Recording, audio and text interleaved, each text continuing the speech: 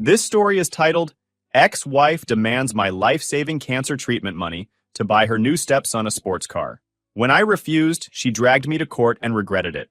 Hey everyone! Before we jump into today's video, I need your help.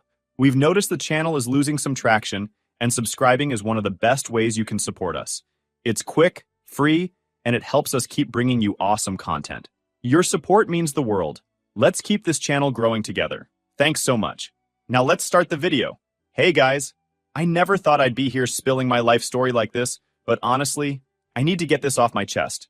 Not too long ago, 34 male, thought I had my life together. Nothing fancy, just a solid middle-class setup.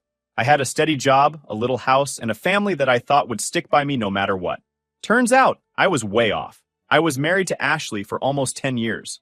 When we first met, she seemed like the whole package. Smart, funny, and knew what she wanted in life. She had this confidence about her that I couldn't resist. We got married after a couple of years, bought a little house in a quiet neighborhood, and thought we'd build a life together. A few years in, we had our daughter, Lily. She's 6 now, and honestly, she's the best thing that's ever happened to me. Being her dad is the one thing I know I've done right. Ashley and I weren't perfect, but I thought we had a good thing going. Sure, she could be demanding at times, but who isn't, right? I figured it was just normal married life stuff. Then, about a year ago, I started feeling off. I was tired all the time, like I couldn't shake this constant exhaustion. At first, I blamed work. I'd been putting in a lot of hours, trying to save up for Lily's future. But then I started losing weight and getting weird aches. Long story short, I ended up at the doctor's, and they hit me with the big C, cancer. Hearing that word felt like everything just froze. I barely remember what the doctor said after that. Something about treatments, survival rates, and how it wasn't going to be easy. I just sat there, numb. Ashley was with me, and I thought she'd be my rock through this. I mean, that's what marriage is about, right? Sticking together when life gets tough. That's what I thought. At first, she seemed supportive. She said all the right things. We'll get through this. You're strong, blah, blah, blah. But looking back, I think she was just going through the motions. She stopped asking questions about my appointments and started spending more time out of the house. I thought maybe she was just stressed. I mean, who wouldn't be? So I tried to give her space, thinking she'd come around. She didn't. One night, she sat me down and said, "I can't do this."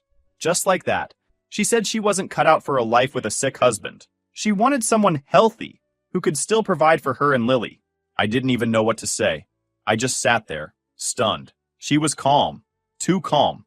Like she'd rehearsed it or something. Then she just let it all out. She wanted a divorce. Within weeks, she was gone.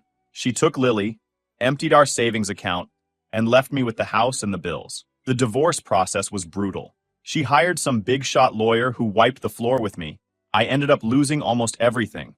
Our savings, joint accounts, and even had to pay $1,200 a month in child support.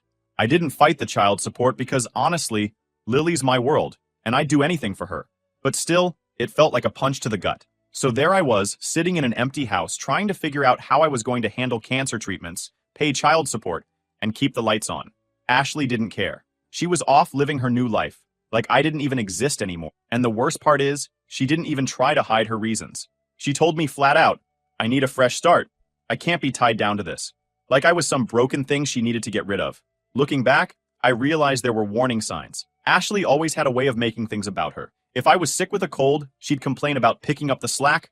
If I worked late, she'd grumble about me not being around enough. But I loved her, so I brushed it off. I thought it was just how she was, and I didn't want to make a big deal out of it. After she left, I was stuck trying to figure out what to do next.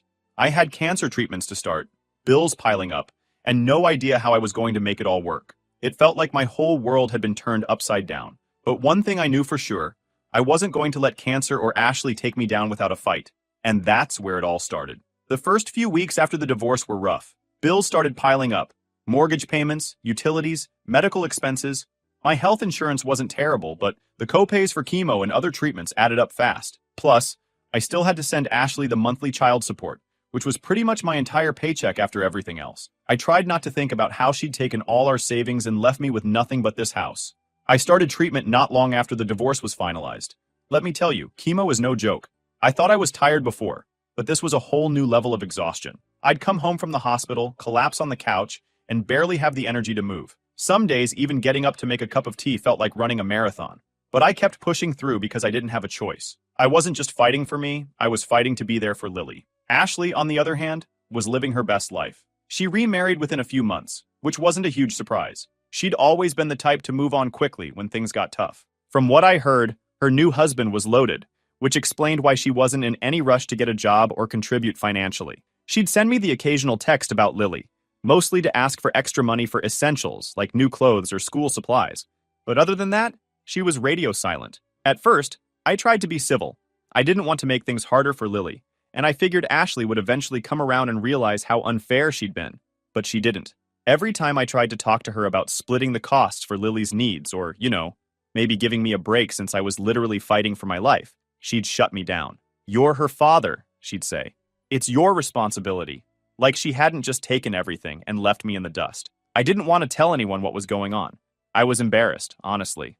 I felt like I'd failed, not just as a husband, but as a father. But one day, I was sitting at work, staring at my growing pile of medical bills, and my coworker Emma noticed something was up. She sat down next to me and asked if I was okay. I guess I must have looked pretty rough because I ended up spilling everything. The cancer, the divorce, the financial mess, everything. Emma listened without interrupting, and when I was done, she said, "We're going to figure this out. You're not alone in this." I didn't think much of it at the time, but a few days later, Emma and some of my other coworkers surprised me with an idea. They wanted to start a local fundraiser to help cover my medical expenses. At first, I was hesitant. I didn't want to feel like a charity case, and I wasn't sure how people would react. But they insisted, and honestly, I didn't have a better solution. So I let them go for it. They started small, organizing bake sales and yard sales to raise money. Then someone suggested setting up a GoFundMe page. Within days, the campaign started gaining traction.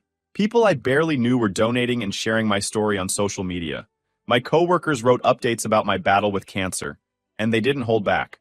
They talked about how I was trying to stay strong for my daughter and how much I needed the community's support. It was overwhelming in the best way. I remember the day we hit $10,000. I sat in my living room and just broke down. For the first time in months, I felt like I could breathe again. The donations kept coming, and before I knew it, we'd raised $30,000. It was more than I ever could have hoped for, and it gave me the chance to focus on my treatment without constantly worrying about how I was going to pay for it. I posted a video on the GoFundMe page to thank everyone who donated. I tried to hold it together, but I was so emotional I could barely get the words out. The support meant everything to me. It wasn't just the money. It was knowing that people cared, even when Ashley clearly didn't. Of course, Ashley found out about the fundraiser. At first, she didn't say anything, but I could feel the storm brewing. I should have known she wouldn't stay quiet for long. Things were starting to turn around. But Ashley, ? She wasn't about to let me have that moment of peace. Of course, Ashley had to come along and ruin the moment. At first, it started with a random text. I remember it clear as day because I hadn't heard from her in weeks, except for the usual child support reminders, of course. This time, it was different. She wrote, "Hey, saw your fundraiser. Congrats on raising so much money. Can we talk?" I stared at my phone for a while, trying to figure out what she meant by, "Can we talk?" Knowing Ashley, it wasn't going to be a friendly chat. I ignored it, hoping she'd let it go. But nope. The next day, she called. I didn't answer, so she left a voicemail. In her usual entitled tone, she said, "We need to discuss how you're going to share some of that GoFundMe money. It's only fair, considering our daughter could use some of it too." I couldn't believe it. Share? With her? After she drained our savings and left me high and dry? I called her back, and it was one of the most frustrating conversations I've ever had. She didn't even try to sugarcoat it. She said her new stepson, yeah, she remarried super quick, had been wanting a sports car, and since I'd raised so much money, it was only fair to use some of it for him. I was dumbfounded. "This money is for my cancer treatment, Ashley," I said, trying to stay calm. "It's literally the only way I can afford to keep living." She responded, "You're still alive, aren't you? If you can pay for chemo, you can spare a little for the kids." The kids. She actually lumped her new stepson, who I've never even met, into the same category as Lily. I told her no. Flat out number. That money wasn't hers to touch. She didn't take it well. She called me selfish, accused me of using my cancer as a pity card, and then hung up on me. Ashley has never been the type to back down when she wants something. Over the next few weeks, she bombarded me with calls and texts. She said I owed her for all the years she spent putting up with me, and that it was only fair to give back now that I had extra money. It was insane. When I kept ignoring her, she upped the ante. One morning, I opened my front door and found a legal notice waiting for me. Ashley was suing me, claiming I'd hidden assets during the divorce, specifically the GoFundMe money, and that I was in contempt of our settlement. She wanted half of it, even though the fundraiser happened after the divorce was finalized. I felt sick. Like, actually nauseous? Wasn't it enough that I was battling cancer and barely making ends meet? Now I had to deal with this nonsense too? I called my lawyer, the same guy who helped me during the divorce. When I told him what was going on, he actually laughed. She's lost it, he said. There's no way she has a case. Still, I was stressed. Even if her claims were ridiculous, the thought of going back to court made me anxious. I was already stretched thin, emotionally and physically. My hair was falling out from chemo. I was constantly exhausted, and now I had to fight off Ashley's ridiculous lawsuit. But I wasn't about to let her bully me into giving her what she wanted. Not this time. My lawyer and I started preparing for the hearing. We gathered every piece of evidence we could. Medical bills, documentation from the GoFundMe page, proof that the fundraiser happened months after the divorce was finalized. We even got statements from some of the donors who knew me personally. Meanwhile, Ashley kept trying to rally support. She even dragged her new husband and her parents into it, telling anyone who'd listen that I was hoarding money while she was struggling to provide for Lily. It was laughable. Everyone in our community knew the truth. They'd seen the fundraiser, read the updates, and knew how much I was fighting to stay alive. Ashley's sob story didn't hold much weight, but that didn't stop her from trying. But here's the thing. Ashley underestimated just how much the community was behind me. The judge assigned to our case actually recognized my name from the GoFundMe. Turns out he donated anonymously and remembered my story. That little detail ended up making a huge difference. On the day of the hearing, I sat nervously at the defendant's table. Ashley waltzed in, her new husband trailing behind her, both of them looking like they'd stepped out of a catalog. Her lawyer was the picture of arrogance, and I was already bracing for the worst. As the hearing began, Ashley's lawyer launched into his opening argument, claiming I'd misrepresented my finances during the divorce. Your Honor, he said, my client has reason to believe the defendant concealed significant assets during their divorce proceedings, assets that could have been used to support their child, and by extension, the family. He then gestured toward Ashley, with what I'm sure he thought was a sympathetic smile. This is a mother simply trying to provide for her child. My lawyer didn't even flinch. When the judge asked for specifics, Ashley's lawyer doubled down, referencing the GoFundMe page. The fundraiser, he said, is evidence of premeditation. It's clear the defendant anticipated this financial windfall and kept it hidden to avoid fair division during the settlement. The judge was looking skeptical. You're claiming he planned to get cancer to raise money for treatment? He asked, his tone neutral, but his expression anything but. There was an awkward silence. Ashley's lawyer stumbled over his words. Not exactly, Your Honor, but the judge cut him off. Let's move on. What proof do you have that these funds were hidden assets? But then Ashley herself jumped in, clearly frustrated. He's using Lily to get sympathy, she snapped. He mentioned her in the fundraiser. That means the money is for the family, not just him. The judge's eyebrows shot up. So you're saying, he began, that donations made specifically to cover cancer treatments should be considered marital property? Because your ex-husband mentioned your daughter? Ashley nodded, arms crossed like she was certain she'd just made the winning argument. That's when she brought up the sports car. And honestly, she added, it's not just about me. My stepson deserves something too. He's been dreaming of a sports car for years. The room fell silent for a moment, and then a muffled laugh broke the tension. Someone in the back of the courtroom actually snorted, and I couldn't blame them. Let me clarify, the judge said. Are you suggesting that donations meant to cover life-saving medical treatment should be redirected to purchase a luxury vehicle for your new spouse's child? Ashley stammered, clearly caught off guard. I'm just saying, family comes first. And he's been getting so much sympathy, it's not fair. My lawyer, still calm, turned to the judge. Your Honor, this is exactly the type of frivolous and exploitative behavior we've been dealing with, he said. Every piece of evidence, from the timeline to the donation records, proves this money was raised after the divorce, and for a singular purpose, my client's survival. To suggest otherwise is not only baseless, but offensive to everyone who donated in good faith. By the time my lawyer finished, the judge was visibly unimpressed with Aseli's case. He turned to her lawyer. Do you have any concrete evidence to support these claims? Or are we done here? They didn't have anything to add. Then, after weeks of stressing, the day of the verdict finally came. I barely slept the night before. Chemo had been kicking my ass. And on top of that, I kept replaying all the possible outcomes in my head. What if the judge actually bought Ashley's nonsense? What if I lost the money that was literally keeping me alive? By the time I got to the courthouse, I was running on fumes. Ashley, on the other hand, walked in like she owned the place. She had her new husband with her, dressed to the nines, and she kept giving me these smug little glances, like she already knew she'd won. I avoided eye contact because honestly, I wasn't in the mood to deal with her theatrics. My lawyer, though, he was calm as ever. Trust me, he said. She doesn't have a leg to stand on. The judge wasted no time getting started. He recapped the situation. Ashley was suing me for half of the GoFundMe donations, claiming they were hidden assets from the divorce. My lawyer immediately pointed out that the timeline didn't add up. The divorce had been finalized months before the fundraiser even started. He presented the GoFundMe page, complete with timestamps, and read a few of the comments from donors, who explicitly said the money was for my treatment. Ashley's lawyer tried to argue that the donations should still count as shared assets because they were based on my sob story, which she claimed included our daughter. According to them, since Lily was part of my story, Ashley was entitled to a cut. It was a ridiculous argument, but they really leaned into it. That's when the judge spoke up. So you're saying, he said, that donations made specifically for cancer treatment should be treated as marital property because the defendant mentioned his daughter?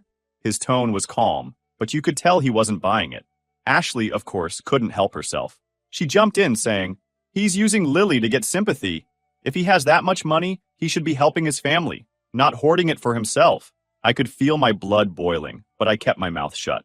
My lawyer handled it perfectly. He calmly explained how every cent of the donations had gone, or was planned to go, toward medical bills, medications, and other treatment-related expenses. He even presented a breakdown of my insurance coverage, showing the massive gaps I still had to pay out of pocket. The judge looked at the paperwork, then turned back to Ashley. Do you have any proof, he asked, that these funds were hidden or improperly obtained during the marriage? She launched into this emotional spiel about how hard her life had been since the divorce. She talked about raising Lily alone, which was laughable since she'd taken most of our savings and remarried a guy with money, and how her stepson had been dreaming of a sports car for years. She actually said, "It's not just about me, it's about the kids." The judge's expression was pure disbelief. Are you seriously suggesting, he said, that your stepson's desire for a sports car outweighs the defendant's need for life-saving medical treatment? Ashley tried to backtrack, mumbling something about family priorities, but the damage was done. The judge wasn't having any of it. He asked her lawyer if they had any solid evidence to support their claims, but they didn't. Then it was my turn to speak. The judge asked me to explain how the fundraiser came about and what the money was being used for. I told him about my co-workers, my friends, and how the community had come together to help me when I was at my lowest. I explained how the donations had literally saved my life, allowing me to afford chemo and stay afloat while paying child support. I was trying to keep it together, but I could feel my voice shaking. The whole courtroom was quiet as I finished. Even the judge looked a little emotional. Thank you for sharing, he said. It's clear that these funds were given in good faith for a specific purpose. When it was time for the ruling, I was holding my breath. The judge didn't drag it out.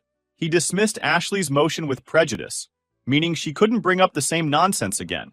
He stated that the GoFundMe money was not marital property, that it had been donated specifically for my medical treatment, and that Ashley had no claim to it whatsoever. But that wasn't all. The judge went a step further and ordered Ashley to pay my legal fees, citing her frivolous and exploitative attempt to seize funds intended for life-saving care. He also reduced my child support payments, acknowledging my medical condition and financial strain. When he announced the reduced payments, Ashley's face turned bright red.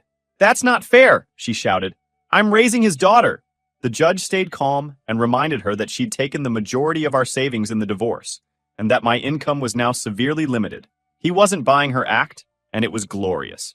By the time the hearing ended, I felt like a weight had been lifted off my shoulders. Ashley stormed out of the courtroom, dragging her husband behind her. He looked more embarrassed than anything, like he couldn't believe he'd hitched his wagon to someone so entitled. That day was a turning point for me. The donations were safe, the child support was manageable, and Ashley's ridiculous claims had been shut down. My lawyer patted me on the back as we left the courthouse. "You deserve that win," he said, and for once, I actually believed. You'd think after getting shut down so hard in court, Ashley would take the L and move on. But nah, that's not how she operates. If there's one thing I've learned about her over the years, it's that she doesn't know how to quit, even when she's dead wrong. It started with her blowing up my phone. I got texts, voicemails, you name it. At first, it was the same old stuff. "You're selfish. You're ruining Lily's life. I can't believe you'd put yourself over your own family." I ignored her because honestly, I was done wasting energy on her nonsense. But then she started twisting the narrative. She went full PR mode, telling anyone who would listen that I was hoarding money and refusing to help our daughter. She conveniently left out the part where the judge ruled in my favor, and the money was strictly for my medical bills. I heard through the grapevine that she'd been telling her new husband's family I was some deadbeat dad who couldn't even pay child support on time. The funny thing? Everyone saw right through her. Our town isn't huge, and word travels fast. People knew about the fundraiser and why the money was raised. They knew about the court case too. Ashley tried to rally sympathy, but most people just saw her for what she was, greedy and entitled. But she didn't stop there. Oh no. She started trying to manipulate Lily. Now let me say this. I've always tried to keep Lily out of the drama. She's only 6, and she doesn't deserve to be caught in the middle of her mom's nonsense. But Ashley didn't seem to care. She started telling Lily things like, Daddy doesn't want to help us anymore, and Daddy only cares about his money. I know this because Lily started asking me questions during our visits. Stuff like, do you not want to help Mommy and me anymore? Hearing that broke me. I sat her down and explained as best as I could that I was doing everything I could to take care of her. I told her that even though Mommy and Daddy don't live together anymore, we both love her very much. I didn't badmouth Ashley, tempting as it was, because I didn't want to confuse Lily or make her feel torn between us. But it killed me that Ashley was using her like that. Around this time, I started seeing small signs that Ashley's perfect new life wasn't as perfect as she wanted people to think. Her new husband, the rich guy she married right after the divorce, turns out he wasn't as loaded as she made him out to be. From what I heard, his business wasn't doing so great, and money was tight. Suddenly, Ashley's demands for more money started to make a lot more sense. She even sent me a long, rambling email at one point, saying she'd forgive me if I'd reconsider giving her some of the fundraiser money. She threw in every guilt trip in the book. Lily deserves a stable home. You have no idea how hard it is to raise a child on my own. And even, I only asked for the car because my stepson deserves a good life too. I didn't respond. What was there to say? But one afternoon, I was at home recovering from a particularly rough chemo session when there was a knock at my door. I wasn't expecting anyone, so I dragged myself to the door. And who do I see standing there? Ashley. She looked annoyed, like I was the one inconveniencing her. Before I could even say hello, she started going off about how unfair everything was. You've got this house, you've got all this money from the fundraiser, and I'm stuck trying to make ends meet, she said. How can you be so heartless? I stared at her, completely dumbfounded. Heartless? I said. You left me when I was at my lowest, took everything we had, and now you're blaming me because your new life isn't working out the way you wanted? She didn't like that. She started yelling, saying I wasn't being a good co-parent, and that I was setting a bad example for Lily. I tried to keep my cool, but the stress of everything, the cancer, the court case, the constant harassment, just got to me. Ashley, I said, staring her in the eye, this money is keeping me alive. I'm fighting to stay here for Lily, to be her dad. And you're standing here demanding I give it to you for a sports car? Do you even hear yourself? That shut her up for a second. Then she muttered something about how she was done with me and stormed off. I watched her get into her car and drive away, and for the first time, I actually felt sorry for her. Not because she deserved sympathy, she didn't, but because it was clear she was never going to be happy. No amount of money or things would ever be enough for her. And that's where things stand right now. I know my life's a lot to handle at the moment, but I'm doing my best to hold my ground. If anything new comes up, I'll be sure to keep you guys updated. Final update. Hey everyone! I was binge reading all your comments in the past few days, and I really appreciate your compassion and support. It means a lot. Here's the update you've been waiting for. Better late than never.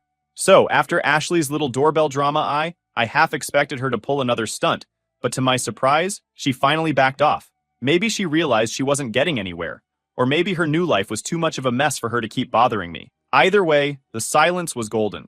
I finally felt like I could focus on myself and what mattered. Getting through my treatments and being there for Lily. The donations from the GoFundMe covered a huge chunk of my medical expenses, which was a massive weight off my shoulders. Between chemo, medications, and the extra costs that insurance didn't cover, I would have been buried without that money. Every time I sat in the chemo chair, I thought about the people who had my back, my coworkers, friends, neighbors, even strangers who donated or shared my story. It reminded me I wasn't fighting alone, even if it felt like it sometimes. Lily is my biggest motivation to keep going. She doesn't fully understand what happened, but she knows Daddy doesn't feel well and needs to go to the doctor a lot. I make sure our visits are special, even if I don't have the energy to do much. As for Ashley, she struggles to pay the legal fees the judge had ordered her to cover. Karma, I guess. She'd tried to take me to court thinking she'd walk away with a payday, but instead, she ended up with more bills. The cherry on top? The child support reduction hit her hard. She has been so used to that steady $1,200 every month, and now that it was cut down significantly, she has to tighten her belt. I'd be lying if I said I didn't feel a little satisfaction over that. The whole court fiasco became a bit of small-town gossip. People couldn't believe Ashley tried to take my cancer fundraiser money for a sports car. I heard a few people jokingly refer to her as Sports Car Ashley. I didn't spread it around, but I won't lie. I didn't correct anyone either. She dug her own grave, and now she has to deal with it. But as much as I wanted to bask in the victory, I didn't have the energy to hold on to bitterness. Cancer has a way of putting things in perspective. I am too focused on surviving and being there for Lily to waste time worrying about Ashley and her choices. She'd already taken so much from me. I am not going to let her take any more headspace. Lately, my treatments are starting to show results. It's not easy. Chemo is brutal, and there are days I feel like giving up. But every time I look at Lily's picture on my nightstand, I find the strength to keep going. Slowly, I am starting to feel a little better. My doctors are cautiously optimistic, which is the first good news I heard in a long time. My coworkers and friends stayed supportive throughout the whole ordeal. They didn't just raise money for me, they checked in regularly, dropped off meals, and even helped with house repairs when I was too sick to do them myself. Their kindness is keeping me grounded. It's funny how people you never expected to step up can surprise you in the best way. As for Lily, I made a promise to myself to protect her from all the drama. She's just a kid. She doesn't need to know the details of what went down between her mom and me. I don't want her to feel torn or confused, so I am focusing on making our time together as normal and happy as possible. I want her to see me as her dad, not a sick person. Ashley and I still have to communicate about Lily, but I keep it strictly about her needs. When she tries to bring up anything else, like money or her latest sob story, I shut it down immediately. I honestly don't have the energy for her games anymore, and she seems to get the message. Maybe losing in court knocked some sense into her, or maybe she's just too embarrassed to keep pushing. Either way, she stays out of my business, and I am happy to keep it that way. And guess what, guys? I just finished my last round of chemo. It feels surreal. I still have a long road ahead, but knowing I have made it through the hardest part gives me hope. My doctor said my prognosis was improving, and I'm finally starting to think about the future. Not just surviving, but actually living. Looking back, the whole ordeal with Ashley showed me who was really in my corner and who wasn't. It taught me to stand up for myself, even when I felt like I had nothing left to give. And most importantly, it reminded me how much I have to fight for. Lily, my friends, and my own damn life. I'm still here, still standing, and still pushing forward.